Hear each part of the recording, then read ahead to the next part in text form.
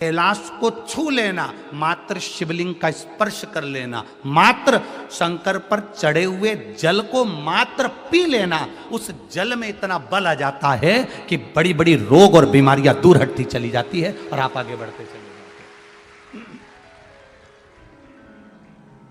कोई कहे हम भी सुबह से बीपी की दवाई लेते हैं, कोई कहे हम सुबह से शुगर की दवाई लेते हैं, कोई कहता है हम सुबह से थायराइड की दवाई लेते हैं। हमारा निवेदन है एक दवा आप भी चालू कर दो, माता पिता के चरणों को प्रणाम करना और शंकर जी को एक लोटा जल चढ़ाना और उसका आचमन करना प्रारंभ कर दो। वो दवाई लेकर जाते हैं, तुम दुआ लेकर जाइए, आगे बढ़ते चले जाओ। कई लोग हमसे पूछते हैं, हम सारे दुनिया में घूमे गुरुजी और कुबेरेश्वर धाम आते हैं और वहां पर कंकर शंकर की इतनी महत्वता है कि केवल हम बोल कर आते हैं और 3 महीने में काम हो जाता है। आखिर कुबेरेश्वर धाम के कंकर में ऐसा है क्या?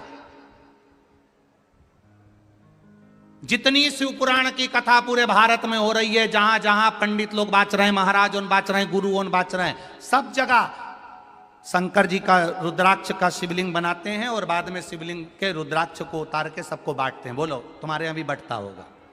सारी दुनिया में रुद्राक्ष बंट रहा है। आप सीओर में पहुंचोगे, स्टेशन पे पहुंचोगे, कुबेरेश्वर धाम भी नहीं जाओगे तो लोग कह देंगे वहां मत जाओ, हमारे पास मिल जाएगा, तुम हमसे ले लो। लोग कहेंगे पर कुबेरेश्वर धाम का रुद्राक्ष उसी भूमि से मिलता है और बिना शुल्क के, बिना पैसे के, और जब बाबा की मर्जी हो जाती है तब मिल जाता है और वो प्राप्त हो गया और उसने अपना काम करना प्रारंभ कर दिया। हम दूसरी जगह का नहीं कह सकते। उसका कोई शुल्क नहीं, उसका कोई कीमत नहीं, उसकी कोई पैसा नहीं, और उसको हम लोग ऑनलाइन भेजते भी नहीं, किसी के घर पर कभी नहीं भेजा, आज तक नहीं भेजा।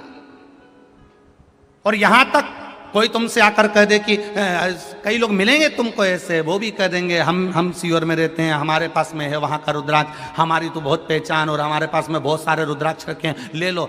सीहोर का कुबेरेश्वर धाम का रुद्राक्ष केवल कुबेरेश्वर धाम की भूमि के सिवाय वहां से किसी पहचान वाले को भी नहीं दिया जाता। वहां से आपको आना पड़ेगा, आपका परिचित आएगा, आप पहुंचेंगे, मिलेगा। कंकर शंकर की धरा है, उस कंकर शंकर का स्पर्श जब आपके शरीर से होगा और वहां से लाया हुआ रुद्राक्ष पानी में गलाकर जब आपने आचमन करना प्रारंभ किया होगा, बाबा सारे रोगों को हरण अपने आप करना प्रारंभ कर लेगा। आपका विश्वास जुड़ना चाहिए। शिव जी के मंदिर के बाहर 10 रुपए की बेलपत्री मिल जाएगी। बेलपत्री जो तुमने 10 रुपए की खरीदी, तुम्हारी शुगर, तुम्हारी बीपी, तुम्हारी थायराइड, जो तुमने बेलपत्री वहां से खरीदी 10 रुपए की, उसको एक जगह बैठ के खा लेना। और वो बेलपत्री जो शंकर के शिवलिंग पर चढ़ी है, उसकी केवल एक बेलपत्री शिव से टच हो गई, उसको उठाकर खा लेना। आपको अंतर मालूम पड़ जाएगा कि उस बेलपत्री में और उस बेलपत्री में कितना अंतर है, कितना अंतर है उसमें और इसमें। चलो वो भी जाने दो। आप में से किसी ने सत्यनारायण भगवान की कथा करवाई क्या? जिन जिन ने कराई जरा हाथ उठाओ तो। सबने कराई है? रख लो रख लो। सत्यनारायण भगवान की कथा में प्रसाद बनता है, काय का बनता है? आटे का सेक के शक्कर मिला के प्रसाद बनता है। अब तुम एक प्रैक्टिकल करके देखना, एक कटोरी सत्यनारायण भगवान का प्रसाद सत्यनारायण भगवान की कथा में भगवान के सामने रख देना और एक कटोरी प्रसाद सेक के फ्रिज के ऊपर रख देना। जब सत्यनारायण जी की कथा पूरी हो जाए, पूजा पूरी हो जाए, हवन पूरा हो जाए, आरती पूरी हो जाए, दोनों प्रसाद को उठाकर खाना। पहले सत्यनारायण भगवान को जो भोग लगाया उसको खाकर देखना, और एक जो फ्रिज के ऊपर रखा है उसको खाकर देखना। जो फ्रिज पर रखा होगा उसमें स्वाद नहीं आएगा, जो भगवान के सामने लग गया उसमें स्वाद बढ़ेगा। कई माताएं पूछती हैं, गर्भवती नारी को भगवान शंकर का भजन करना चाहिए क्या? क्यों नहीं करना चाहिए? गर्भवती नारी को शिव जी पे जल चढ़ाना चाहिए क्या? क्यों नहीं चढ़ाना चाहिए? गर्भवती नारी को शिव महापुराण सुनना चाहिए क्या? क्यों नहीं सुनना चाहिए? क्यों नहीं सुनना? गर्भ में रहने वाला बच्चा जब गर्भ में रहता है और हम शिव का भजन करते हैं तो उस बच्चे को स्वस्थ रखने की जवाबदारी जिस महादेव को तुमने जल चढ़ाया है उस महादेव की हो जाती है। पंडित जी विद्वत्ता में लगे, मंत्र पढ़ रहे हैं, आपको मंत्र नहीं आते, आप दिल से केवल शिव जी पर जो जल चढ़ा रहे हो ना, उसकी धार थोड़ी धीमी कर दो, जिससे पानी का छींटा बाहर ना आए, पानी वहीं की वहीं गिरेगा, आसपास घूमेगा। पार्वती जी शिव जी से उस जल के माध्यम से कहेंगी, इसके यहाँ कष्ट बहुत है, आप जब ये जल हाथ में झेल कर लेकर जाएगा, अपने घर में छीटेगा, तो आपको मुझे रिद्धि सिद्धि के साथ जाकर इसका कल्याण करना है। ये शिव तत्व, शिव से करी गई प्रार्थना खाली नहीं जाती। मैना धन्या कला का जो चरण लगा वो श्रेष्ठता नहीं दिया। जो अधोगति में चले जाते हैं, अचानक जिनके प्राण छूट जाते हैं, उनके लिए ये कथा कर रही। पितरों की 3 बेटियां, तीनों से गलती हो गई। आप शिव मंदिर में जाएं, कोई गलती ना हो, जल चढ़ाएं, मना नहीं, छींटा ना लगे, धीरे धीरे चढ़ाइए। और एक बात अच्छे से ध्यान में रखिएगा, शिव मंदिर से जब भी वापिस आए, जल चढ़ाकर अपना फर्ज पूरा अदा कर कर। फर्ज से मतलब जब शिव मंदिर से वापिस आए, जो पत्ती, बेलपत्री, फूल शिव जी पे चढ़े थे वो नीचे शिवलिंग पे से नीचे गिर गए हों। एक शिवलिंग रखा है, लाना मिट्टी वाला, लाइए जरा उठा के। अब छत्तीसगढ़ में कथा चल रही, थोड़ा ध्यान से सुन लोगे एकांतेश्वर शिवलिंग का पूरा वृतांत। तो आप लोग जो पशुपति व्रत कर रहे हो या कोई भी उपास करते हो, कई लोग कहते हैं हमने करा नहीं हुआ। क्यों नहीं हुआ? उसमें हमारी गलतियों को हमें छाट। ये देखिए,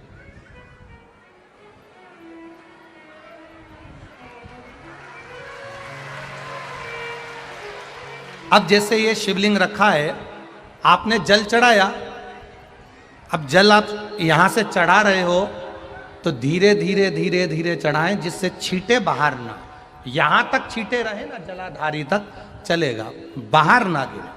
और एक बात का स्मरण रहे, यदि बेलपत्री, फूल, पत्ती जल चढ़ाने के बाद ये सब अगर नीचे गिर जाए, जलाधारी पर गिर गया या नीचे उतर गया, तुम्हारा पूरा जल चढ़ जाए, तुम्हारे पास में चंदन नहीं है, अबीर नहीं है, गुलाल नहीं है, कुछ भी नहीं हो, तो भी अपने हाथ की 3 उंगलियों से रेखा 3 खींचकर और फिर जो माला आदिकादिक भगवान की रखी थी उसी से भगवान का वापिस पूरा श्रृंगार कर कर फिर वापिस आइए, भगवान को पूर्ण श्रृंगार।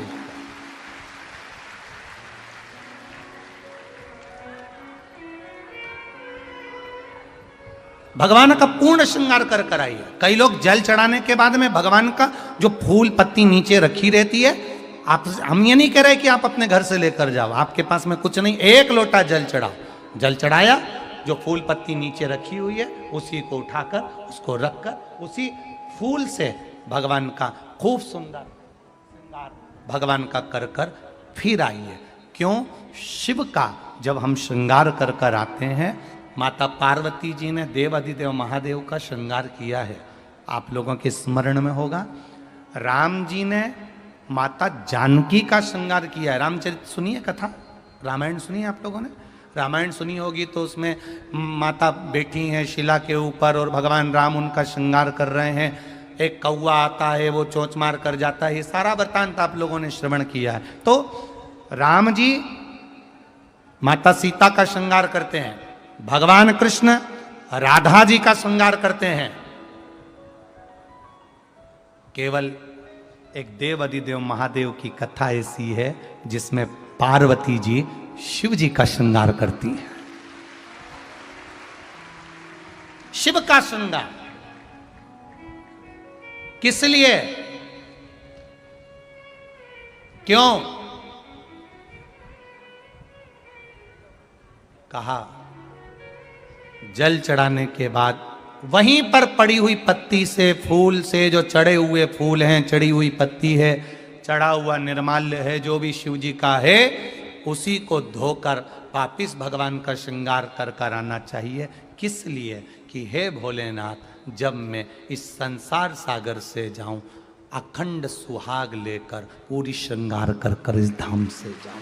ऐसी कृपा बन। जो पढ़ाओ, जो पढ़ाओ, चंदन नहीं है, हाथ से चंदन का स्मरण होना चाहिए।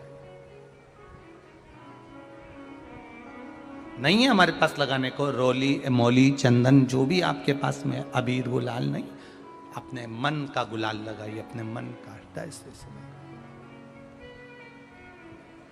दिल से रिझाने का प्रयास। ले जा बाबू, ले जा, दिल से चढ़ाइए। और जब भाव से, दिल से आप आनंद के साथ देवाधिदेव महादेव का आप पूजन करो, उसमें गलती ना हो, गलती ना।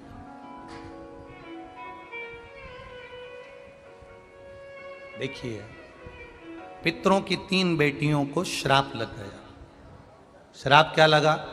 तुम्हें पृथ्वी पर जाना पड़ेगा, मृत्यु लोक में जाना पड़ेगा, और तुम्हें मृत्यु लोक में जन्म लेना पड़ेगा। मृत्यु लोक में जाना पड़ेगा और तुम्हें जन्म लेना पड़ेगा। अब दुख आ गया। पितरों की बेटियां, इन्होंने पूछा हमारा भी कल्याण हो और पितृलोक में जितने पितर आए उनका भी कल्याण हो।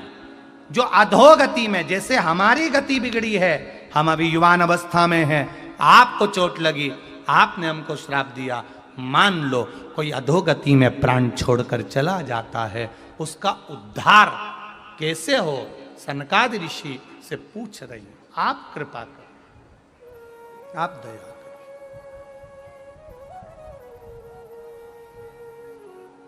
उद्धार कैसे? महाराज,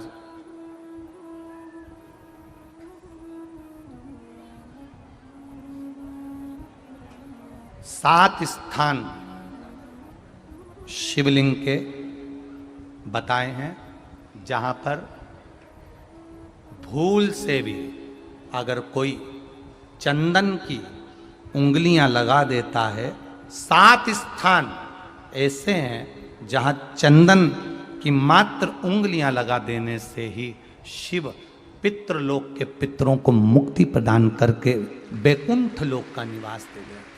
7 स्थान।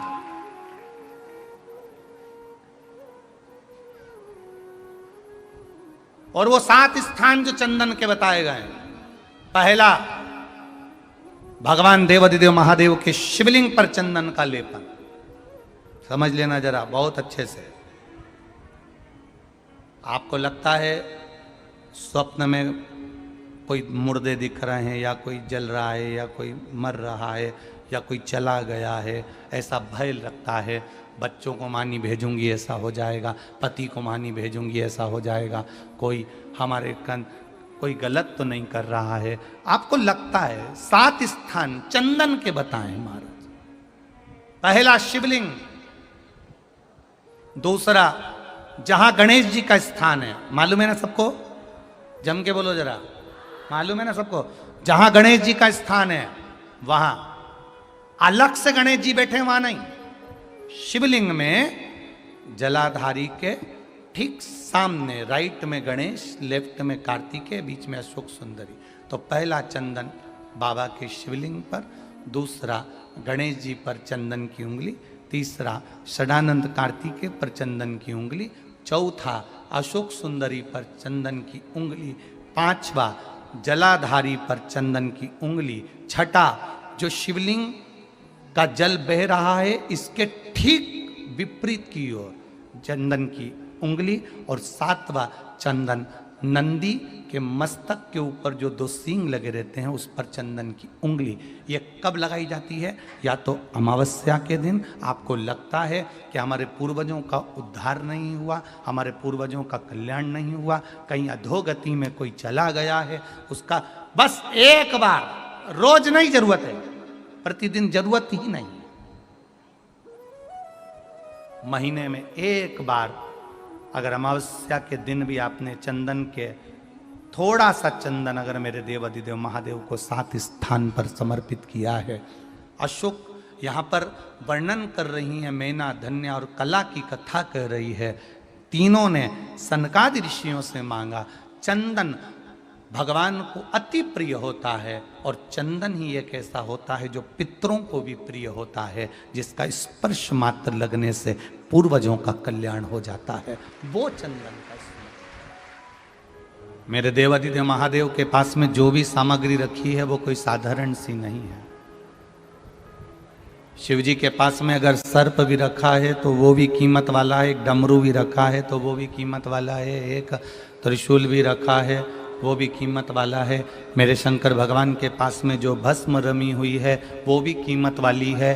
और जब शिव जी से लगी हुई भस्म की कीमत हो जाती है, शिव जी के शरीर से लगे हुए मृग चर्म की कीमत हो जाती है, शिव जी के शरीर से लगी हुई एक बेलपत्री की कीमत हो जाती है, शिव जी के शरीर से लगे हुए एक गंगा की धार की कीमत हो जाती है, शिव जी के शरीर से लगी हुई एक मट्टी की कीमत हो जाती है, शिव जी के शरीर से लगे हुए एक पुष्प की कीमत हो जाती है। तो जो शिव जी से लगा रहता है उस मनुष्य की कीमत भी मेरा भोलेनाथ बढ़ा देता है।